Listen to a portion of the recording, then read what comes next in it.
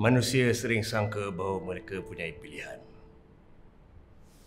Bahawa mereka boleh tentukan nasib sendiri. Tapi dunia tak berfungsi begitu. Dunia ini bukan kejam. Ia juga bukan penyayang. Ia sekadar wujud. Dan aku faham akan hakikat itu. Kau lihat. Dalam tangan aku sekarang ada sekeping shilling. Sekeping besi yang telah dicetak dan tak ada nilainya.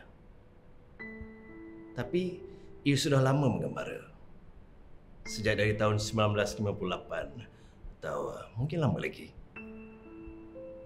Bertukar-tukar tangan, bergerak dari sana ke sini dan ia sendiri tidak pernah tahu yang ia akan sampai ke sini. Untuk detik ini, dalam tangan aku sekarang. Kau duduk di situ. Aku berdiri di sini. Sekarang, ia yang akan menentukannya.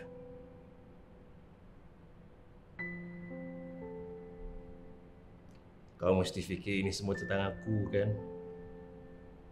Ini semua apa yang aku mahukan. Tak. Aku tak ada kuasa untuk memilih. Pilihan itu telah dibuat lama sebelum kita berdua sampai ke sini.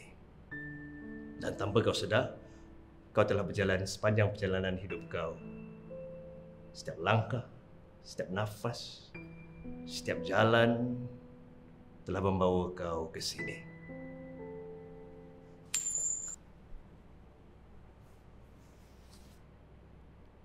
Sekarang aku nak kau panggil shilling ni. Kepala atau ekor, hidup atau mati.